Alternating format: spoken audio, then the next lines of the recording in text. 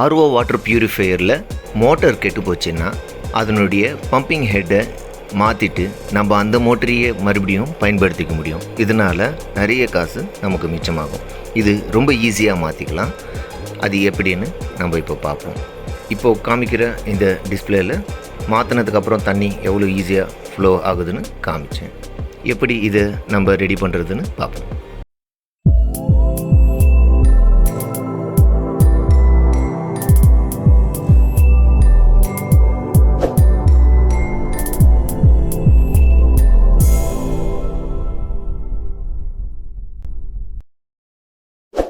RO water purifier அதை on பண்ணும்பொழுது motor rotate ஆகுது, ஆனால் உள்ளேருந்து தண்ணி வர மாட்டேங்குது. இது எதனாலன்னா இங்கே காமிக்கிற இந்த ஹெட்டில் இந்த இடத்துல வாட்டர் லீக்கேஜ் இருந்தது. இப்போது தண்ணி இதில் பம்ப் பண்ண மாட்டேங்குது, தண்ணியும் வர மாட்டேங்குது. இது ரொட்டேட் ஆகவும் கஷ்டமாக இருக்குது, ஏன்னா உள்ளே துரு பிடிச்சி ஸ்டக் ஆகுது. அதனால் இதனுடைய ஹெட்டை மாற்ற போகிறோன்னு பார்ப்போம். இதனுடைய ஹெட்டில் இருந்து தான் ப்ராப்ளம் இருக்குது. இதிலேருந்து தண்ணி பம்பிங் நடக்க மாட்டேங்குது.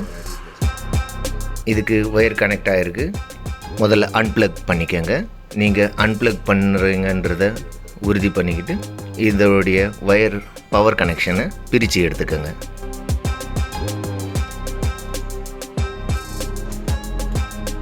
பைப்புகளை இதில் மாட்டி நான் செக் பண்ணுறதுக்காக இப்படி வச்சுருந்தேன். இதுங்களை கழட்டி எடுத்துக்கிறேன்.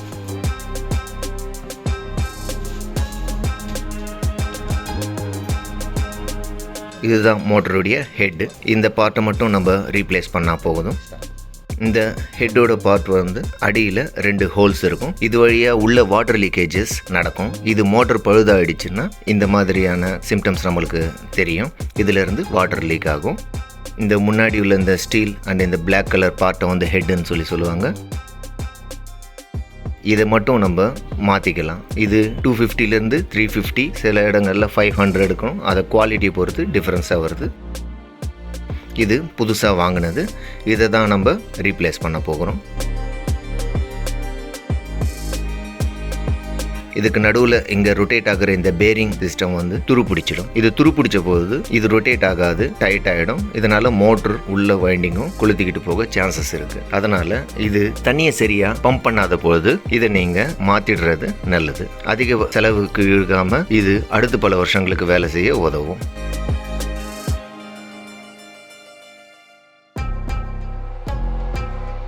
இதனுடைய ஹெட்டை பிரித்து எடுக்கும்போது 6 ஸ்க்ரூஸ் இருக்கும். இதில் 3 ஸ்க்ரூஸுங்களை கழட்டணும், மீதி 3 ஸ்க்ரூங்களை கழட்ட வேண்டியதில்லை. அதுங்க டைரெக்டாக மோட்டருக்கு எது கனெக்ட் ஆகிருக்குன்னு நீங்கள் பார்த்தீங்கனாலே உங்களுக்கு தெரிஞ்சிடும். அந்த ஸ்க்ரூஸுங்களை 3த்தையும் பிரிச்சுக்கோங்க.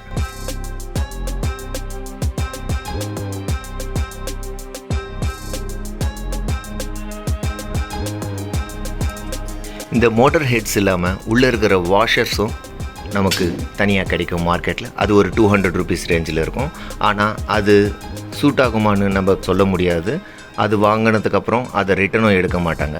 அதனால் பெஸ்ட் வழி என்னென்னா இந்த ஹெட்டையே கம்ப்ளீட்டாக மாற்றிடுறதால நமக்கு இதோட பர்ஃபார்மன்ஸ் பழையபடியே இருக்கும்.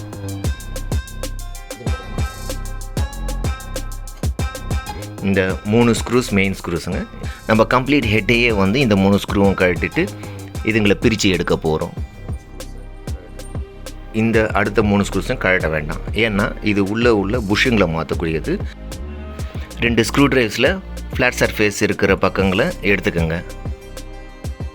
அதுங்களை இந்த மோட்டருக்கும் ஹெட்டுக்கும் இடையில் இருக்கிற கேப்பில் வச்சு 2 ஸ்க்ரூவையும் 2 பக்கமும் லேசாக மூமெண்ட் கொடுங்க. கொடுத்துக்கிட்டே ஸ்க்ரூ டிரைவரை உள்ளே என்டர் பண்ணிக்கோங்க. அப்போது மோட்டருக்கும் அதனுடைய வாட்டர் பம்பிங் புஷ்க்கும் நடுவில் வந்து கேப் கிடச்சி இது பிரிஞ்சு வெளியே வந்துடும். இதுதான் மோட்டரோட ராட். இந்த பக்கம் இருக்கிறது அதனுடைய ரொட்டேட்டிங் பேரிங். இந்த ராட்டுக்கு கனெக்ட் ஆகிருந்து இது சுற்றும் போது தான் வாட்டர் பம்பிங் நடக்குது. இது துரு பிடிச்சிட்டு உள்ளே வந்து புஷ்ஷுங்க கெட்டு போய் இதுலேருந்து வாட்டர் லீக்கேஜ் ஆகி இது பம்பிங் கெப்பாசிட்டியை இழந்துடுது. இது 7 வருஷம் வந்திருக்கு. இதை நான் மாற்றுறேன். இப்போ இது புது புஷ். அதே மாதிரி இதை வாங்கும்போது கொஞ்சம் ரொட்டேட் பண்ணி பாருங்கள், ப்ராப்பராக சுற்றுதான். இதுதான் பழசும் புதுசும் பக்கத்தில் வச்சு காமிக்கணும்.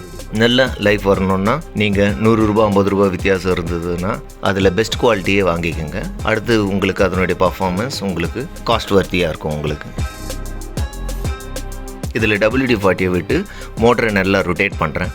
இதனால் உள்ள துரு பிடிச்சிருந்த பேரிங்கெல்லாம் ஃப்ரீயாக சுற்றுறதுக்கு ஈஸியாக இருக்கும். மோட்டரோட லைஃப் இன்க்ரீஸ் ஆகும்.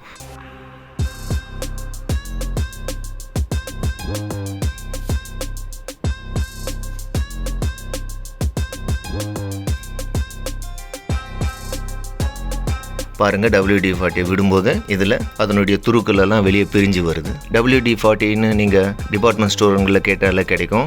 இது ஒன்றும் கிடையாது, ஒரு லிக்விட் கிரீஸ் மாதிரியான ஒரு மெட்டீரியல். இது சென்ட் மாதிரி நம்ம ஸ்ப்ரே பண்ணும்போது அதுக்குள்ளே ரொம்ப தளர்வாக இருக்கிறதால இந்த கிரீஸிங் உள்ளே போய் ஈஸியாக அதனுடைய ஸ்டீல் பார்ட்டுங்க அயன் பார்ட்டுங்களுக்குள்ளெல்லாம் சேர்ந்து அது ஃப்ரீயாக சுற்ற அது உதவியாக இருக்கும். இப்போது அடிப்பக்கத்தில் 2 ஸ்க்ரூஸ் இருக்குது பாருங்கள். இது மோட்டருடைய ஃப்ரண்ட் அண்ட் பேக் எண்டுங்களை கனெக்ட் பண்ணியிருக்கும். அதனுடைய கடைசி எட்ஜ் இங்கே தெரியுது பாருங்கள், இதுதான் இதுங்களோட கனெக்ட் ஆகியிருக்கும். இதுங்களை பிரித்து எடுத்துக்கோங்க.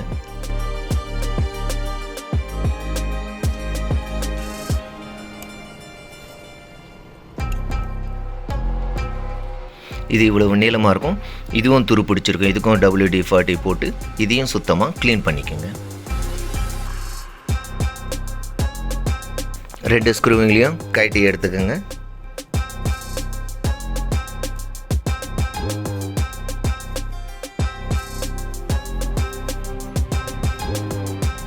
இந்த பிளாஸ்டிக்கோட விளிம்பு பார்த்தீங்கன்னா ஒரு கேப் கிடைக்கும். இதுக்கும் மெட்டல் பாடிக்கும் அது நடுவில் ஸ்க்ரூ டிரைவரை விட்டு விளக்குனீங்கன்னா எல்லா பக்கமும் அது லூஸ் ஆகி பிரிஞ்சு வந்துடும்.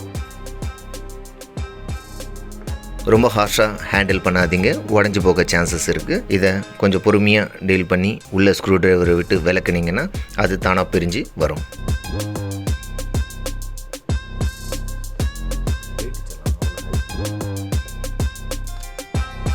இதுக்குள்ளே இருக்கிறது தான் இந்த குஷன் மாதிரியான இந்த போஸ்டர் வழியாக தான் எலக்ட்ரிசிட்டி மோட்டருக்கு உள்ள சப்ளை ஆகும். இது தேஞ்சு போகும்போதும் மோட்டர் சில டைம் சுத்தாது. இந்த பீஸை நீங்கள் ஷாப்பில் காமிச்சிங்கன்னா தனியாக இதுக்குரியதுங்கள வீடு கட்டுமான எலக்ட்ரிக் பொருட்கள் இந்த ட்ரில்லிங் மிஷின்ஸ் விற்கிற ஷாப்புங்களில் இதுக்குன்னு தனியாக இந்த புஷுங்களை விற்பாங்க. அதுங்களை நீங்கள் வாங்கி இந்த இடத்துல ரீப்ளேஸ் பண்ணிக்கலாம். என்னுடைய மோட்டரில் இது எதுவும் தேஞ்சு போகலை. அதனால் இதுங்களில் உள்ள துரு பிடிச்சிருக்கிற அந்த ஸ்ப்ரிங் பிளேஸில் மட்டும் WD-40 கொஞ்சமாக விட்டு அதை தொடச்சிக்கிற, மேலும் அதனுடைய துருக்கள் டெவலப் ஆகாமல் இருக்க. இப்படி நீங்கள் ப்ரெஸ் பண்ணி பார்த்து அது ஸ்மூத்தாக மூவ் ஆகுதான்னு செக் பண்ணிக்கோங்க.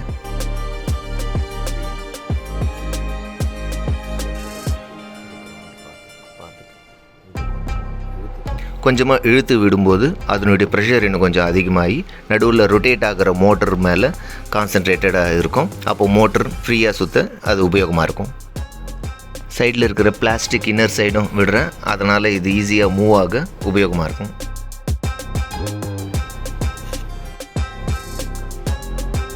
ஒரு முறை ப்ரெஸ் பண்ணி செக் பண்ணி பார்த்துக்கோங்க. எக்ஸஸாக இருக்கிற WD-40 லிக்விடுங்களை அது மேலே போட்டு தொடச்சிக்கோங்க. இப்போ சுத்தமாகவும் ஆகிடும், எக்ஸஸ் ஆனதும் க்ளீன் ஆகி வந்துடும். இப்போ பாருங்கள், மூமெண்ட் ஃப்ரீயாக இருக்குது. இதனால் motor inner side rod rotate ஆக அது யூஸ்ஃபுல்லாக இருக்கும். இதுதான் மோட்டர் உள்பக்கம். இதை சுத்தமாக தொடச்சிக்கோங்க.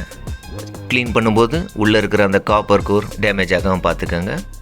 அடியில் இருக்கிற இந்த பேரிங்க்கும் WD-40 விட்டு நல்லா ரொட்டேட் பண்ணிக்கோங்க. அது ஃப்ரீயாக சுற்றுற மாதிரி நல்லா சுற்றி விட்டுக்கோங்க.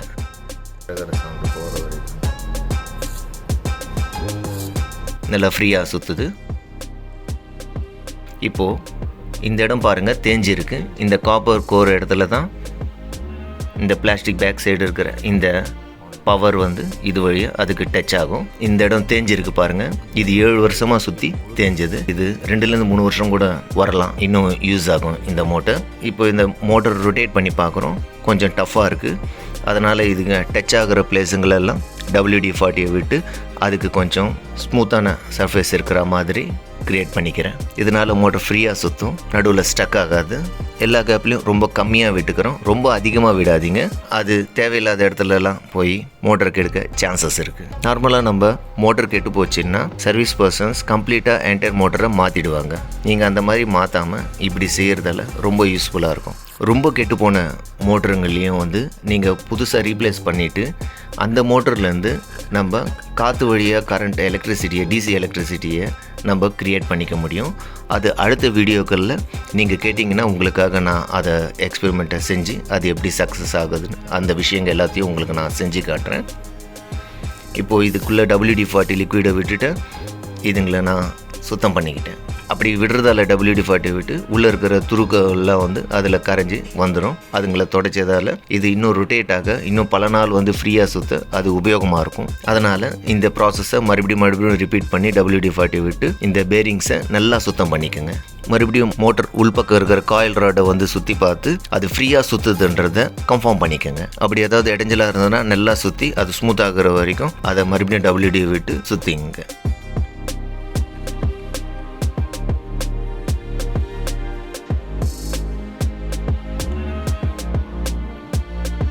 இப்போ இந்த பிளாஸ்டிக் இருக்கிற 2 ஹோல்ஸும் இந்த 2 பக்கமும் இருக்கிற இந்த கேப்புக்குள்ளே ஸ்ட்ரெயிட்டாக வர மாதிரி வச்சுக்கோங்க.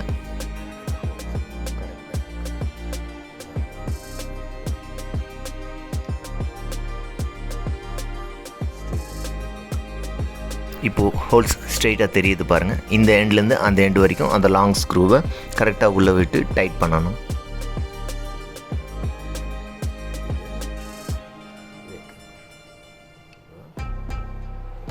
இதை விடும்போது மோட்டர் கீழே இருக்கிற ஸ்மால் பேரிங்க்கு ஸ்ட்ரெயிட்டாக இதுங்களை விலக்கிக்கோங்க. விலக்கிட்டு ஏற்கனவே உள்ளே தேஞ்ச தடம் தெரியுது இல்லைங்களா, அதுக்கு ஸ்ட்ரெயிட்டாக வர்ற மாதிரி இந்த புஷஸை அதுக்கு டச் ஆகிற மாதிரி வைங்க. இதை கொஞ்சமாக விலக்கி உள்ளே விட்டிங்கன்னா ஆட்டோமேட்டிக்காக அது உள்ளே போய் மறுபடியும் விரிவடைஞ்சு அந்த காப்பர் கோர் சுற்றி கரெக்டாக இதை பிடிச்சிக்கும். அந்த ஹோல்ஸுக்கு ஸ்ட்ரெயிட்டாக வச்சு நம்ம ப்ரெஸ் பண்ணிக்கிறோம்.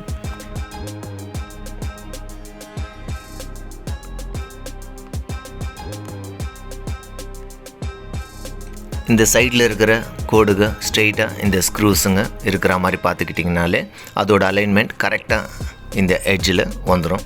இதிலேருந்து ஸ்ட்ரெயிட்டாக பார்த்திங்கன்னா அதனுடைய டைட் பண்ணக்கூடிய த்ரெட்டிங் பிளேஸ் இந்த பக்கம் உங்களுக்கு தெரியும். இப்போ இந்த லாங் ஸ்க்ரூஸை உள்ளே விட்டு நம்ம டைட் பண்ணிக்கலாம்.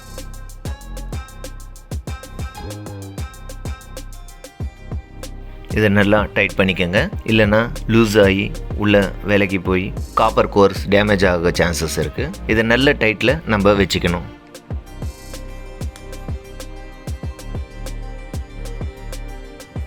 இதை சுற்றியும் இந்த மெட்டலுக்கும் பிளாஸ்டிக்கும் நடுவில் கேப் இல்லாமல் கரெக்டாக டைட்டாக பிடிச்சிருக்கான்னு ஒரு முறை எல்லா பக்கமும் பார்த்து செக் பண்ணிக்கோங்க. மறுபடியும் அந்த மோட்டருங்களை சுற்றி பார்த்து அது ஃப்ரீயாக சுற்றுதான்னு செக் பண்ணிக்கிட்டே இருங்க. இப்போது இந்த மோட்டரை நம்ம கனெக்ட் பண்ணி அது வேலை செய்யுதான்னு செக் பண்ணி பார்ப்போம்.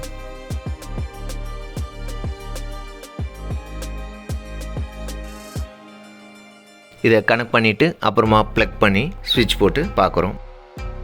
மோட்டர் ரொட்டேட் ஆகுது. இப்போது முன்ன மாதிரி ஸ்ட்ரக் ஆகாமல் ஃப்ரீயாக இதால் ரொட்டேட் ஆக முடியுது. நம்ம வேலை சக்ஸஸ். இது ரொட்டேட் ஆகும்போதே ஒரு முறை WD-40 அதுக்குள்ளே விட்டிங்கன்னா அந்த பேரிங் கேப்புக்குள்ளே பால்ஸுகளில் இந்த WD-40 லிக்விட் ஸ்ட்ரெயிட்டாக உள்ளே போய் அதை ஃப்ரீயாக லூப்ரிகேட் பண்ணுறதுக்கு உபயோகமாக இருக்கும். அதில் இருக்கிற ரஸ்ட்டெல்லாம் இதோட கரைஞ்சி வருது பாருங்கள். இந்த மாதிரி அந்த ரஸ்ட்டு உள்ள திக் கலர்லேருந்து அதோட சேர்ந்து கலந்து வெளியே வர்ற வரைக்கும் மறுபடியும் நீங்கள் WD-40 அப்ளை பண்ணி அதை க்ளீன் பண்ணிக்கோங்க. இந்த மாதிரி துரு கலராக வெளியே வரும் உள்ளேருந்து இதுங்களை தொடச்சி எடுத்துருங்க. அப்போது பேரிங் ஃப்ரீ ஆகிடும். நீங்கள் எந்த ஒர்க் பண்ணுறதா இருந்தாலும் மற்றதையும் சுத்தமாக க்ளீன் பண்ணி வச்சுக்கோங்க. இப்படி செய்கிறதால RO சிஸ்டம் ப்ராப்பராக வேலை செய்யும். இப்போது அன்ப்ளக் பண்ணிவிட்டு அதனுடைய வயருங்களை பிரித்து எடுத்துக்கிறோம். இப்போது புதுசாக வாங்கின இந்த மோட்டார் பம்பை நம்ம இதோட கனெக்ட் பண்ணிக்கிறோம். இதுக்கு 2 பக்கமும் எல் ஆங்கிள்ஸை ஃபிட் பண்ணிக்கிறோம். இதுங்கெல்லாம் எப்படி மாட்டுறதுன்னு RO வாட்டர் பியூரிஃபையர் ரிப்பேருங்களில் பல இடங்களில் காமிச்சிருக்கேன். அதனுடைய ரெஃபரன்ஸை உங்களுக்கு நான் டிஸ்கிரிப்ஷனில் வைக்கிறேன். அதில் பார்த்து தெரிஞ்சுக்கோங்க.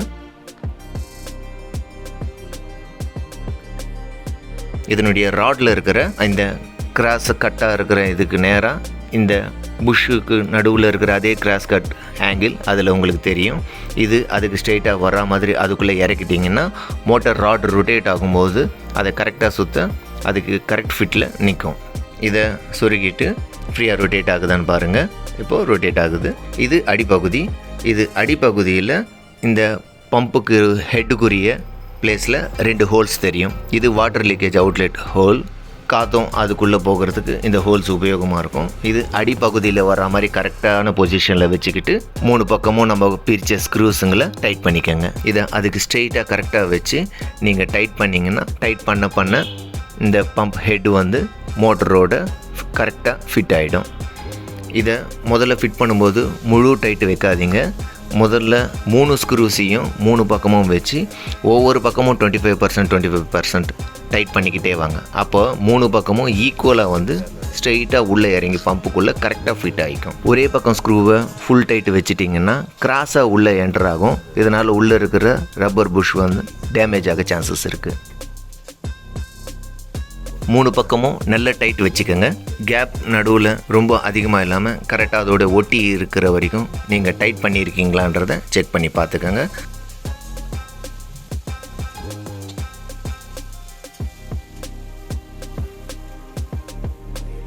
நான் சொன்ன மாதிரி அந்த 2 ஹோல்ஸுங்க மோட்டருடைய பாட்டம் சைடு இருக்கிற மாதிரி பார்த்துக்கோங்க. மறுபடியும் மோட்டரை வந்து ஆர்ஓ டிசி பவரோட கனெக்ட் பண்ணி மோட்டர் பம்பிங் ப்ராசஸ் சரியாக நடக்குதான்னு நம்ம செக் பண்ணி பார்த்துக்கலாம். இதுக்கு சின்ன பைப்புங்களை எடுத்து அதுக்கு கொஞ்சமாக தண்ணியை அதுக்கு கனெக்ட் பண்ணி வைக்கிறேன். ஒரு குண்டானில் பிடிச்சி அதை பம்பிங் சரியாக பண்ணுதான்னு பார்க்குறேன். இப்படி நீங்கள் செக் பண்ணி பார்த்துக்கிட்டிங்கன்னா இது ப்ராப்பராக வேலை செய்யுதான்னு நம்ம கன்ஃபார்ம் பண்ணிக்க முடியும். பவர் கனெக்ட் பண்ணுறோம், ஸ்விட்ச் ஆன் பண்ணுறேன். ஓகே, தண்ணி வருது இதிலிருந்து. ஸோ பம்பிங் ஹெட் ப்ராப்பராக வேலை செய்யுது, மோட்டரும் ப்ராப்பராக ரொட்டேட் ஆகுது. அதுக்கு கொஞ்சம் ப்ரெஸ் பண்ணி ப்ரெஷர் செக் பண்ணி பார்க்குறேன். ப்ரெஷராகவே தண்ணி உள்ளேருந்து வெளியே வர முடியுது அதனால். ஸோ நம்மளுடைய ஒர்க் சக்ஸஸ். இப்போ பைப்புங்களை பிரித்து எடுத்துகிட்டு மோட்டரை ஆர்ஓ சிஸ்டமோடு நம்ம மாட்டிக்கலாம். ஆர்ஓ சிஸ்டமில் pre RO, post RO, pre filter, membrane இதுங்களை ஒன்றோட ஒன்று எப்படி கனெக்ட் பண்ணுறதுன்னு கம்ப்ளீட் வீடியோவை இதுக்கு முன்னாடியே நான் எடுத்து வச்சுருக்கேன். அதனுடைய லிங்க்கையும் உங்களுக்கு நான் டிஸ்கிரிப்ஷனில் வைக்கிறேன். அதனுடைய கனெக்ஷன்ஸை எப்படி வைக்கணும்னு சொல்லி நீங்கள் பார்த்து அதுலேருந்து தெரிஞ்சுக்கலாம். இப்போது இதை ஒரு ஃபாஸ்ட் ஃபார்வர்ட் வியூவில் உங்களுக்கு நான் கனெக்ட் பண்ணுறத வேகமாக நான் காமிச்சு முடிச்சிடுறேன்.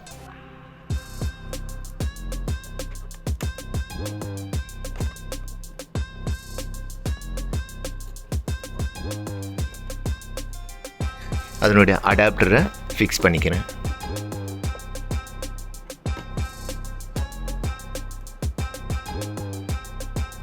மற்ற எல்லா ஆர்ஓ சிஸ்டமையும் ஒன்றோட ஒன்று கனெக்ட் பண்ணிக்கிறேன்.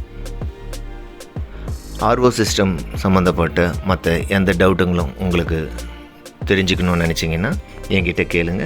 என்னால் முடிஞ்ச வரைக்கும் உங்களோட நான் ஷேர் பண்ணிக்கிறேன். தெரியலனா அதை பற்றி நான் என்னால் முடிஞ்ச வரைக்கும் டைம் எடுத்துக்கிட்டு ரிசர்ச் பண்ணி வேகமாக உங்களுக்கு நான் அதை பற்றின கேள்விகளை பூர்த்தி செய்ய நான் ட்ரை பண்ணுறேன். அதனுடைய கம்ப்ளீட் செட்டப்புங்களை இப்போ நான் ஃபிட் பண்ணி முடிச்சிட்டேன். இதனுடைய வாட்டர் அவுட்லெட், ஃபைனல் அவுட்லெட்டை உள்ள டேங்குக்குள்ளே வர்றதை நான் சுருக்கிட்டு அதை டேங்க்கு மேலே வச்சிடுறேன். இதனுடைய வாட்டர் இன்லெட்டை கனெக்ட் பண்ணுறேன். இது வாட்டர் அவுட்லெட்டை பைப்பை சின்னதாக கனெக்ட் பண்ணி இது தண்ணி சரியான ரேஷியோவில் உள்ளேருந்து வெளியே வருதான்னு செக் பண்ணி கன்ஃபார்ம் பண்ணிக்கிறேன். லைட்டை போட்டு அதில் லீக்கேஜ் இருக்கான்னு தரோவாக செக் பண்ணி பார்த்துக்கோங்க. இல்லைன்னா அதனுடைய லீக்கேஜ் கம்ப்ளீட் ஆர்ஓ சிஸ்டம் கெட்டு போக சான்சஸ் ஆகிடும். ஒவ்வொரு பைப் கனெக்டிவிட்டியும் செக் பண்ணி பார்த்துக்கோங்க. 100% அதில் எங்கேயுமே வாட்டர் ட்ராப்பிங் இல்லைன்றதை நீங்கள் கன்ஃபார்ம் பண்ணிக்கணும். ஓகே ஃப்ரெண்ட்ஸ், உங்களுக்கு வேறு ஏதாவது வீடியோங்க இதை பற்றின டீட்டெயில்ஸுங்க தகவலுங்க தெரியணுன்னா என்கிட்ட ஷேர் பண்ணிக்கோங்க. நான் முடிஞ்ச வரும் எவ்வளோ சீக்கிரமாக உங்களுக்கு நான் அதை சால்வ் பண்ண முடியுமோ நான் ட்ரை பண்ணுறேன்.